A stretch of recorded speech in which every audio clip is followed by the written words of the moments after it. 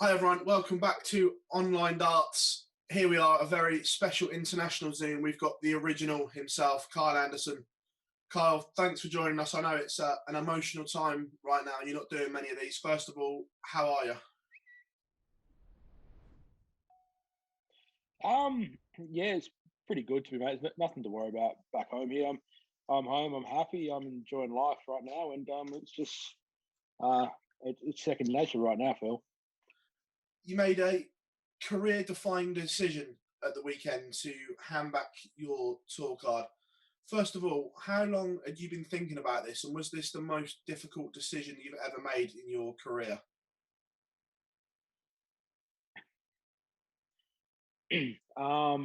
Possibly thinking about it. I've been thinking about handing the card in for the last 3 to 4 months, to be honest. Yeah, after finding out wife being pregnant, and it's just logistically wasn't good to get back because of the COVID situation right now.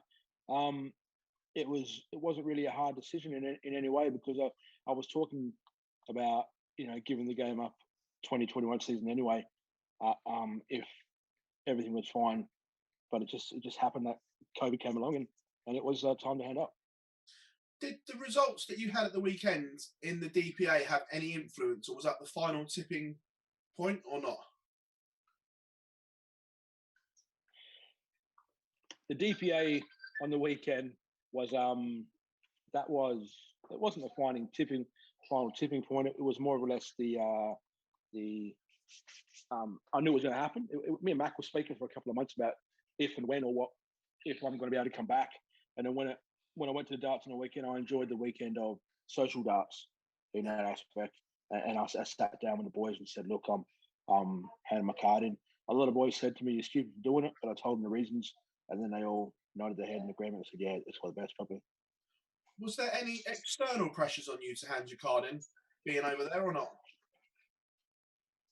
No, it was more of a family decision. Me, my wife, we've seen the pickup of my son's schoolwork and how he's been acting at school lately with me being home for the past 12 or so months, and he's really enjoyed school and outings that we do as a family.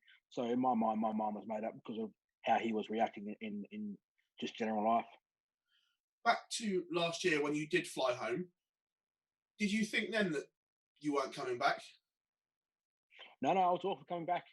I looked at the game. My mind, if I didn't play well against Luke Humphries at the UK Open, if I didn't throw at least a 90 average, I was throwing in then, because there was pros and cons to weigh up from my end. I'm not going home to my family week in, week out, or night after night after I have a bad weekend. I'm alone at a mate's house. So that was I had to weigh up the pros and cons of, is this really good for me? Am I playing well enough to make money out of it, or am I just sailing in the wind? What was it like being back home, obviously stuck in Australia because of the quarantine and travel situations, when the PDC Tour started back up and there was pro tours, there was TV tournaments? Was that hard to stomach? Not really, Phil. And being blatantly honest, I sort of there was excuse me, there was sort of travel restrictions coming from our end to go back to England.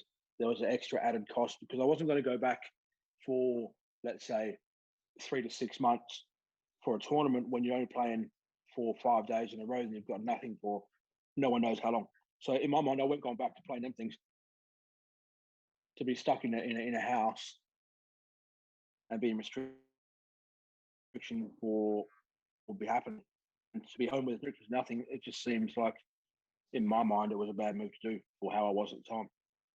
I was going to come on to that. Mentally, in your mental health, has it been very challenging, and what's that been like over the last year? The mental health from back home, when I first came back home, and into my mind where I knew I wasn't going to come back, it wasn't a hard decision in any way. My mental, I'm with my family, Phil, so I didn't have any ups and downs or lefts and rights. I was happy, and I wake up every morning to my son saying, "Dad, come on, let's go to school." For me, you got to put that in perspective. Everyone else on the tour they get that every day. Me, I never got that for 7 years. So for me to hear that, I was up and ready. I was bouncing, get ready to take them to school. And the everyday things of, the likes of Joe Cullen gets to take his baby to school every morning. I didn't get that. Yeah. And I didn't get to ring up my boy to say have a good day. I didn't get to say have a good night because it was always time difference that way. Yeah, no, 100%. And I held it together. It snapped, and yeah, 100%. Looking back at your career, I want to touch on 2017 in particular because it was an unbelievable year. It was the year you won the World Series event and the European Championship semi-final. Do you genuinely believe you were 3 darts or 1 visit away from a Premier League spot that year, the way you were playing?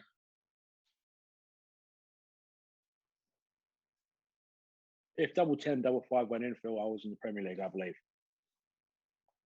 Plain and simple. Plain and simple. I was going to say, and back then, the darts you were playing... Unfortunately, it didn't go in, but Yeah, because you were unbelievable in that period. You were beating or competing with Michael on a regular basis. I remember the Euro Tour, the 3 bullseye finishes, and just that feeling of lifting a TV title. What was that like? And was that the pinnacle for you in your career so far? The winning of the Auckland Masters, that was you can't really put a price on how good that was because that was first for a lot of things. An Australian winning the World Series.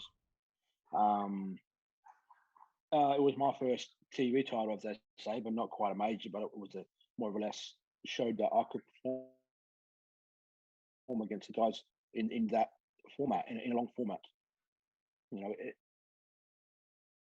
I played Corey in the final. Corey was the next big thing coming through. It showed that I could hold it against people like that. 100%. Obviously, we don't know what the future holds. I'm guessing you're still going to play some darts back home.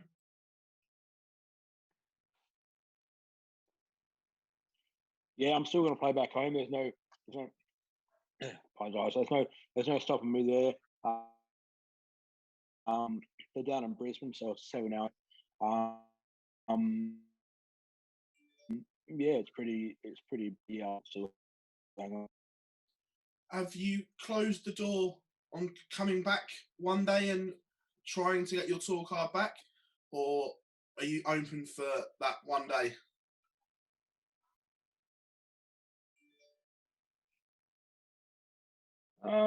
There's, I don't know. It's not more of a, let's say, am I going to do it or when am I going to do it? I don't know what the future holds in that aspect. I'm open for a return to the World Series finals, all that stuff. Back to England. I don't know. I'm back with family, mate, and I've had a 7-year stint. It wasn't just a pro tour; it was a moving and relocating. 7 years long. That was a long, long time. Massive, and it was a massive commitment. Over those 7 years, when you look back, did you do everything you came over to achieve?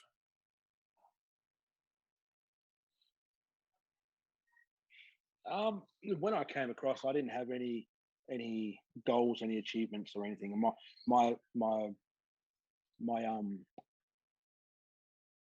trip wasn't planned. Q school wasn't planned. Or just a rolling effect from the 9 data. I hit the 9, then I get home and I get told, you know what, you're playing well enough to go get your tour card. I said, I don't want to go. And I found out my flight had been paid, so I had to go. I went there to see how good I was. I didn't see if I could make the tour. I just wanted to see if I was good enough to hang with the boys that were trying to aspire to be a tour card members. And I got my tour card on the first day. Then I got back home. Then I had to tell the wife. I said, oh, well, I want a tour card. And she goes, what does that mean? I said, that's a possibility of moving to England as a family. And then it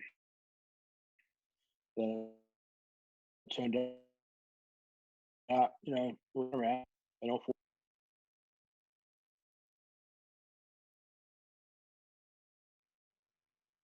Yeah, agreed, mate.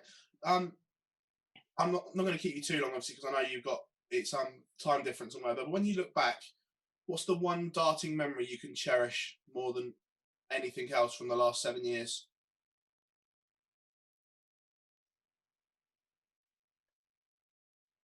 Um, I'd say probably winning the Pro Tour event. Not winning the ones on TV.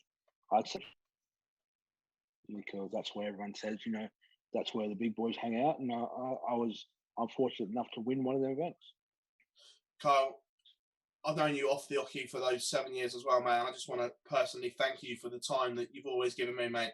And I hope you find happiness at home, like you saying there. It just sounds like you're at peace. Thank you very much, mate, as always.